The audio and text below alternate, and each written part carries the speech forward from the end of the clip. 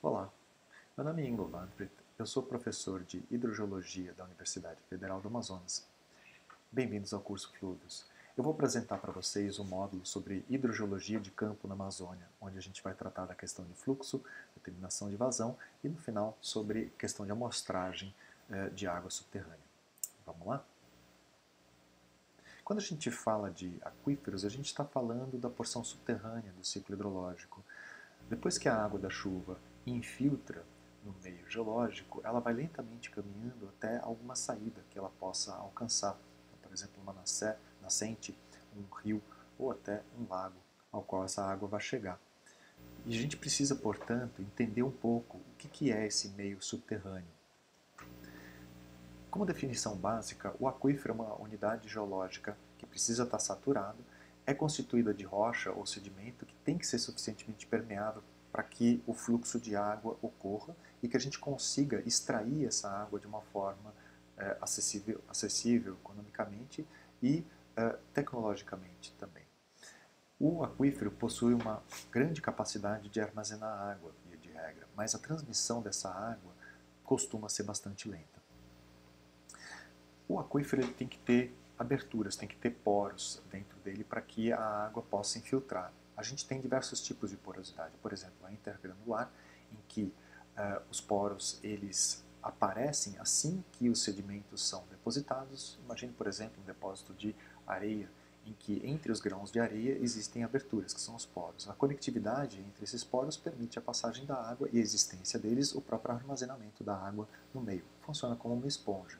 Quando a gente tem uma rocha que nem um granito, que a porosidade original dele é basicamente inexistente, muito baixa, a gente precisa ter o fraturamento dessa rocha, que pode acontecer por conta de movimentos tectônicos, né, ou em outro tipo de rocha, que nem um basalto, o próprio resfriamento do magma em superfície faz com que apareçam aberturas, apareçam fraturas de resfriamento pela contração desse magma. Já a dissolução da rocha também pode gerar poros, né, que formam, por exemplo, cavernas. Então, rochas solúveis, como o carbonato de cálcio, podem ter porosidades secundárias, que a gente chama, assim como as fraturas de resfriamento ou tectônicas são secundárias, mas nesse caso é por conta de dissolução da rocha. Os meios em que as rochas ocorrem podem ser os mais variados, por isso que a gente sempre precisa ter uma análise completa do contexto geológico para entender aonde cada tipo de rocha está ocorrendo e a região em que estamos trabalhando, qual tipo de rocha que ela apresenta, que tipo de porosidade, porque isso vai influenciar na interpretação do próprio fluxo. Nesse caso aqui, por exemplo, a gente tem uma área com basaltos, a gente tem próximo ao rio aqui uma área em que tem areias de aluvião transportadas e depositadas, e a gente tem uma formação geológica, um arenito mais antigo. Né? É esse tipo de situação que a gente vai ter, por exemplo, lá em Novairão, os arenitos e depois os aluviões. Por baixo disso a gente pode ter outras camadas que vão ter sua importância também de outros tipos de rocha. A gente pode classificar os aquíferos quanto à sua geometria e a sua relação hidráulica com a superfície. Quando a gente fala aqui dos aquíferos livres, a gente está falando de uma formação geológica saturada, com poros que são permeáveis e estão diretamente conectados com a superfície da área que a gente está estudando. Já um aquífero confinado vai ser o aquífero que acima dele existe uma camada com baixíssima permeabilidade ou porosidade, confinando ele como se fosse uma tampa fechando. Uma situação intermediária é o aquífero semiconfinado. E, por fim, a gente pode ter uma camada de baixa permeabilidade no meio de uma sequência de areias ou arenitos, e a água, ao descer verticalmente por conta da gravidade, vai ficar retida nessa camada, nessa lente, por exemplo, de argila, e abaixo dela, de novo, já não tem saturação completa do arenito, e a gente chama isso de um aquífero suspenso. Eles são menos comuns. Está aqui um bloco diagrama de um aquífero livre, em que a gente tem, primeiro, a infiltração e recarga quando a chuva cai na superfície. Lentamente ela vai passando por esta zona que a gente chama de não saturada. Quando tem um acúmulo da água, a gente chama de zona saturada, e que já estamos com o nosso aquífero. Como a conexão é direta com a superfície, não há nada que impeça essa passagem vertical, é um aquífero livre e, como a gente pode perceber, numa topografia a gente vai ter as duas vertentes se dirigindo na direção do rio do Igarapé, que está ali no meio. O fluxo ele é convergente, portanto a água subterrânea, ela ao chegar na porção central, nesse eixo de drenagem, ela obrigatoriamente tem que voltar para a superfície, ela não pode passar para o outro lado da vertente porque tem água chegando do outro lado. E isso é um aspecto importante dessa geometria de fluxo. Quando a gente tem, portanto, um aquífero com água presente na formação geológica, o que acontece é que, por causa da elevação do nível d'água nas cotas mais altas do terreno, a gente vai ter um potencial de pressão e posição que vai gerar fluxo, que são essas linhas azuis aqui. O fluxo inicialmente ele vai ser descendente, depois ele se horizontaliza e, por conta da impossibilidade de passar para o lado de lá da drenagem aqui desse nosso igarapé ou do rio, ele começa a voltar para a superfície na base desse igarapé ou desse rio. E esse é um conceito que a gente vai usar para poder calcular a vazão para dentro de um igarapé de um rio. O que a gente precisa, portanto? A gente precisa, obrigatoriamente, ter uma descrição litológica do meio com o qual a gente está tratando, por causa do tipo de fratura, por causa do contexto geométrico do tipo de aquífero. A gente precisa também medir nível d'água. Como vocês viram, a questão da cota de elevação do nível d'água é fundamental para que a gente saiba qual é a direção de fluxo e com que intensidade e velocidade esse fluxo vai ocorrer. A gente pode fazer a medida em 2 pontos, pode ser, por exemplo, num pequeno poço, num pesômetro, que nada mais é do que um poço de monitoramento de nível d'água, também permite extração de amostras, ou a gente pode monitorar o nível da água subterrânea e superficial. A água subterrânea volta para a superfície, a gente pode medir a cota de elevação de um rio.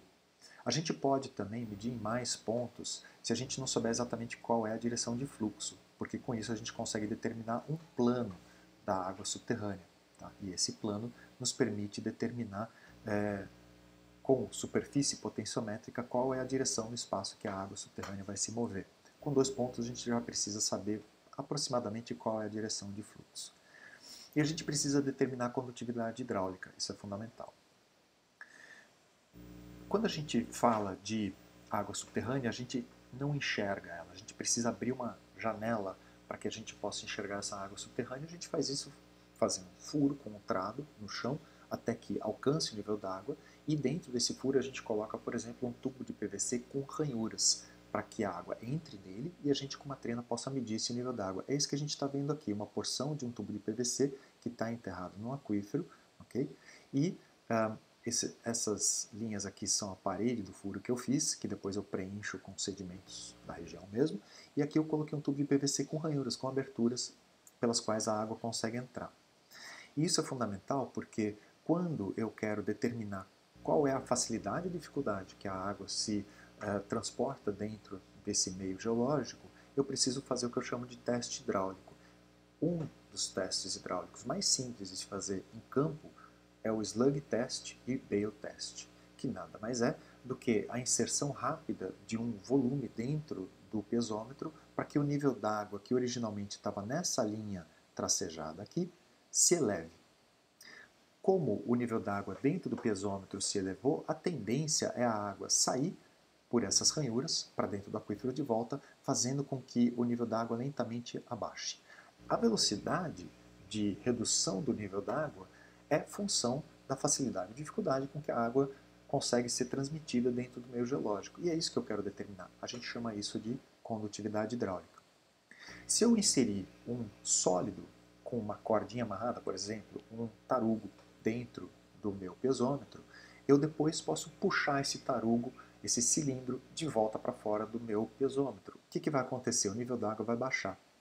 Quando ele abaixa, a água dentro do pesômetro está mais baixa do que dentro do aquífero, o aquífero força a água para dentro do pesômetro.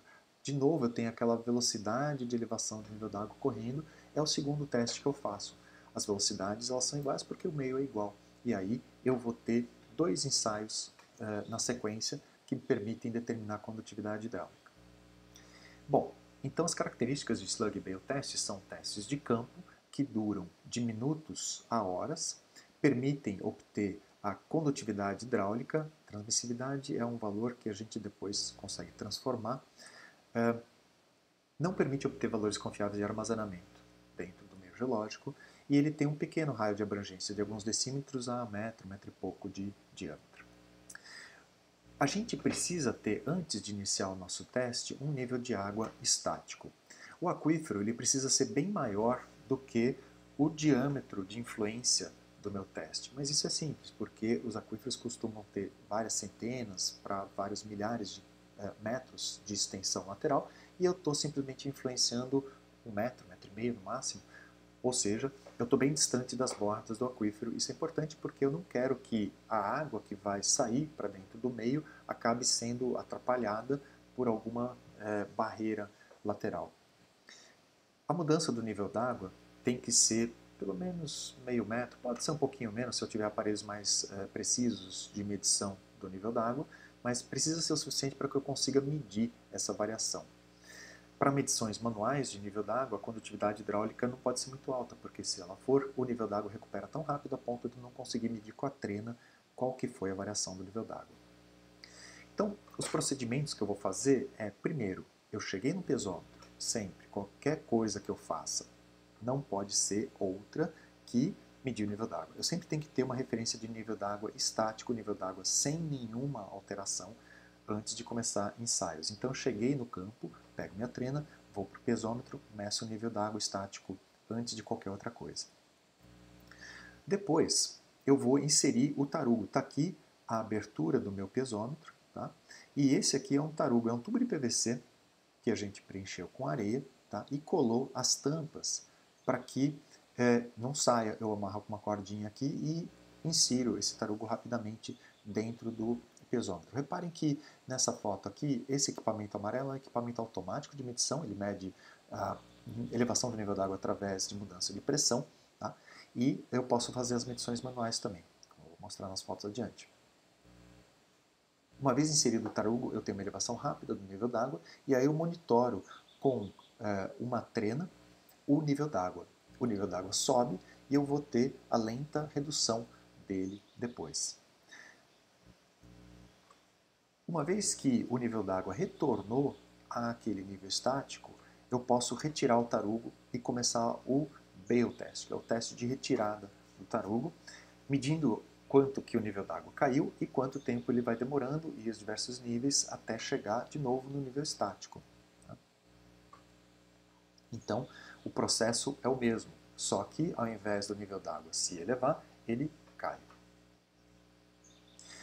Bom, a interpretação dos resultados precisa ser feita considerando as características do aquífero. Existem diversos métodos de interpretação e eu vou usar o método mais adequado para aquela situação hidrogeológica que eu tenho.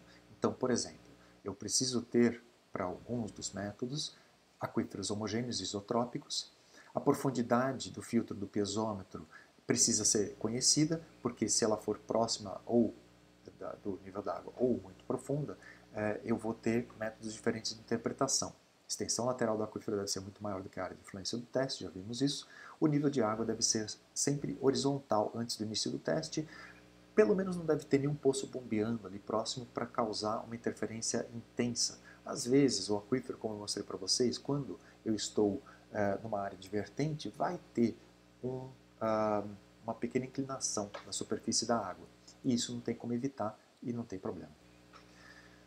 Algumas informações adicionais que eu sempre preciso ter, obviamente, então, saber que tipo de aquífero que eu estou tratando, a profundidade do filtro do pesômetro em relação ao nível d'água e ao total do aquífero, os diâmetros do furo que foi feito, tá? Então eu preciso ter um perfil construtivo e também do próprio tubo do pesômetro. Essa parte é mais fácil, porque obviamente basta medir em campo isso.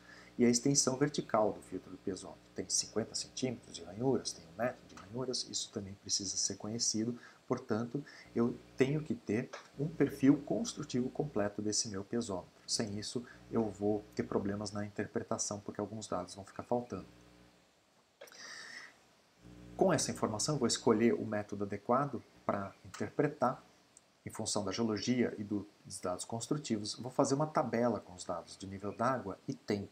Tá? Esses dados eu vou anotar Eu posso também, às vezes, como eu mostrei para vocês, ter um equipamento de medição automática, aí basta eu baixar esses dados e trabalhar com eles numa planilha do Excel, por exemplo. E, com isso, depois eu consigo fazer o cálculo de condutividade hidráulica. Eu vou mostrar isso para vocês na prática, depois, lá no Bairão. Outra coisa que eu preciso ter é a inclinação do nível d'água, da superfície da água subterrânea. Como é que eu faço isso? Esse é um exemplo de um trabalho que a gente fez na UFAM, em que eu tenho um piezômetro onde eu meço o nível d'água, eu tenho outro piezômetro onde eu meço o nível d'água. Sabendo a cota de elevação da boca desses piezômetros, eu vou também saber qual é a diferença de cota da elevação do nível d'água. Ou eu posso pegar, por exemplo, o nível d'água desse piezômetro, comparar com a água do igarapé. Por quê? A água subterrânea nada mais é do que a expressão do retorno da água dentro do ciclo hidrológico para a superfície. Portanto, a cota da água subterrânea aqui é a mesma cota do rio, tá? Do igarapé, ou de uma nascente. Então eu posso pegar dois pontos, que um seja de água subterrânea, o outro seja de água superficial. Tendo isso, eu tenho a diferença de elevação do nível d'água e eu tenho a distância entre esses dois pontos. Eu chamo isso de gradiente hidráulico. Eu multiplico pela condutividade hidráulica que eu obtive através da interpretação do slug test, do Bale test, e com isso eu tenho a velocidade darciana de fluxo. Tá? Essa velocidade de água é uma velocidade teórica, como se não houvessem grãos de sedimento ali no meio. Mas a gente consegue utilizar isso para calcular a vazão. Eu não preciso ter a velocidade real de fluxo da água subterrânea. Eu posso calcular a vazão através do fluxo darciano usando a área total, ignorando também a presença de sedimentos que ocupam parte dessa área de saída da água. Tá? Então, o meu aquífero funciona como se fosse um grande conduto para fluxo de água. Tenho aqui dois poços, poço A, poço B, que me dão uma cota de elevação, 108 metros, por exemplo, acima do nível do mar, 106 metros. Eu sei a distância entre os dois pontos, a direção de fluxo é alinhada com esses dois poços, portanto, eu tenho o ΔL, a diferença de cota 108 para 106, 2 metros, me dá o ΔH, a condutividade hidráulica eu tenho através de um slug test, eu com isso sei a velocidade darciana de fluxo, não é a velocidade real, mas ela me permite, uma vez que eu uso a velocidade que ignora a presença de sedimentos ali no meio, multiplicada pela área total frontal desse aquífero de contribuição, por exemplo, por um lago, por exemplo, por um rio, por um igarapé, eu vou ter a vazão da água subterrânea contribuindo para aquele meio. Tá? É uma estimativa bem adequada para aquele contexto que eu estou estudando. Tá? Se muda o contexto geológico, muda a condutividade hidráulica. Aí eu preciso fazer um novo cálculo com novos piezômetros, novos testes, novos ensaios hidráulicos. Se muda a espessura da camada, muda a área. Eu preciso de novo fazer um novo cálculo. Se muda a inclinação do nível d'água, também muda a velocidade de fluxo. Então todos esses contextos são específicos de um determinado ponto que eu estudei. Eu tenho que tomar bastante cuidado com extrapolações, mas para aquele contexto é bem adequado. Tá? Segunda parte desse módulo vai ser eu mostrando para vocês como é que a gente faz a amostragem para fazer análise hidroquímica e de isótopos de água subterrânea. Quando a gente vai fazer uma amostragem, a gente sempre tem objetivos diferentes. Tem que tomar cuidado porque a amostragem ela é muito específica para objetivos específicos. Eu vou querer ver uma contaminação por metais, tem um tipo de amostragem. Eu vou ver uma contaminação por fossa, tem outro tipo de amostragem. Se eu vou querer analisar bactérias, eu preciso analisar rápido essa amostra em questão de 24 horas. Se eu só quiser ver cátions e ânions maiores e isótopos, a amostra é muito menos sensível à contaminação e influências do tipo de amostragem. Tá? Então, primeiro eu preciso saber o objetivo do projeto.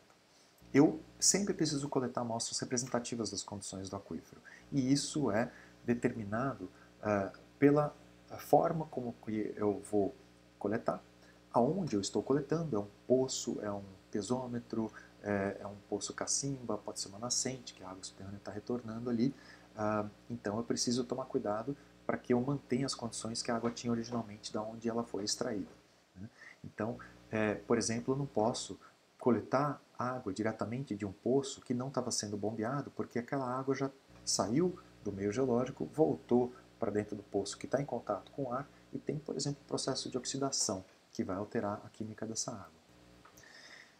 Então eu tenho que ter um plano de amostragem, que é a definição e descrição dos parâmetros que eu vou analisar, que tipo de técnica que vai ser utilizado, porque algumas são mais sensíveis do que outras, os limites de detecção, tipo de controle de qualidade que eu vou ter nas minhas atividades de campo. Isso é complexo, eu não vou entrar em detalhes agora aqui, em campo falamos um pouco mais, mas o nível de complexidade disso requer que, para que seja feita uma amostragem completa por uma pessoa, ela precisa dominar os manuais de amostragem. Bom, quando a gente faz a coleta de amostra, é só quando a gente tem certeza que a amostra que está sendo extraída do pesômetro do poço é representativa do meio geológico, tá? Ou seja, da água do aquífero. A gente pode, por exemplo, quando está bombeando um poço, ficar monitorando alguns parâmetros como o pH da água, sua temperatura, condutividade elétrica, o oxigênio dissolvido, potencial de oxidação, redução, turbidez. Quando esses parâmetros estabilizam ao longo do bombeamento, em intervalos de medição desses parâmetros de 3 a 5 minutos, a gente pode ficar medindo. Se eu faço 2, 3 medições e esses parâmetros estão estáveis, nesses intervalos de tempo, eu posso fazer a minha coleta. Ou eu posso extrair 3 volumes daquela água que está contida dentro de um poço ou dentro de um pesômetro. É possível fazer isso sabendo o volume de água que eu tenho dentro do meu pesômetro. Eu preciso, portanto, saber o nível da água e saber o perfil construtivo dele, a profundidade total e diâmetro.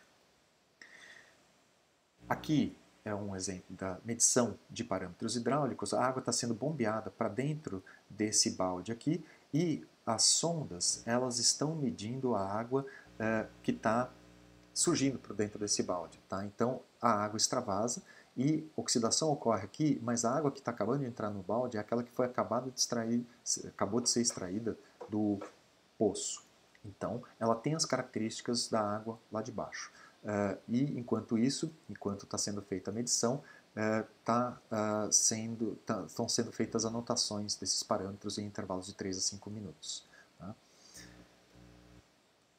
Outra forma, se eu não tenho uma bomba instalada, por exemplo, no pesômetro, eu posso pegar o que a gente chama de bailer. Portanto, bailer, aquele nome que a gente estava vendo antes, é esse instrumento aqui que tem uma válvula na base dele. Aqui é o topo em que a gente vai amarrar uma cordinha e vai colocar esse equipamento dentro do poço. Tem que tomar cuidado porque esse equipamento ele não pode, por exemplo, ser deixado no chão, porque ele vai jogar contaminantes para dentro do meu poço, dependendo dos parâmetros que eu estou analisando, isso é crítico. Tá? Então, eu sempre devo utilizar luvas e equipamentos novos. Com isso, eu não consigo uma vazão, eu não consigo ficar medindo os parâmetros físico-químicos que eu quero ver estabilizados, portanto, esse método aqui exige que eu use aquela técnica de extrair 3 volumes de água de dentro do pesômetro. Uma vez que eu retirei a minha amostra representativa, eu posso, por exemplo, colocar dentro de uma seringa, tá? Estou tirando a água aqui do pesômetro e na foto da direita a água está sendo passada por um filtro para que eu possa armazenar no meu frasco. Dependendo da amostra, da análise, aliás, que eu vou fazer, eu vou ter diferentes tipos de tratamento dessa amostra em campo. Então, por exemplo, os principais íons, cátions e ânions, o ideal seria não filtrar, mas como na maioria das vezes a água sai um pouco turva de pesômetros, eu vou ter que usar um filtro de 0,45 micrômetros e depois que está filtrado dentro do meu frasco, essa amostra deve ser armazenada a 4 graus Celsius. Não pode ser armazenada abaixo disso porque congela e isso pode precipitar alguns elementos e pode também trincar o frasco. Tá? Normalmente o tempo de armazenamento vai ser de até 150 dias. Para metais pesados, além de fazer a filtração, eu preciso acidificar, eu preciso colocar algum ácido forte para que o pH fique abaixo de 2. Tá? Compostos nitrogenados, filtro de 0,45, armazenamento a 4 graus Celsius. Microbiológico, a questão principal eu tenho que tomar muito cuidado para não ter contaminação por causa da minha mão. E o armazenamento é 6 a 24 horas. Laboratórios muitas vezes permitem 24 horas do microbiológico. Equilíbrio de carbonato, eu posso ter a análise até 12 horas depois da coleta no meu meio. Aqui diz 1 hora, mas via de regra a gente tem um pouco mais de tempo do que isso e acaba fazendo a medição de alcalinidade no fim do dia. Estado de oxigênio, isso precisa ser feito na hora porque essa mudança é muito rápida. Então, o que a gente faz? Assim que tira a amostra do piezômetro, a gente já vê qual é a concentração de oxigênio dissolvido nessa amostra, se for um dos parâmetros importantes. Já compostos orgânicos, via de regra, são importantes para a contaminação, por exemplo, por hidrocarbonetos, combustíveis, óleos lubrificantes. Eu vou ter que colocar essa amostra sem filtração, porque senão o hidrocarboneto acaba sendo retirado da minha amostra.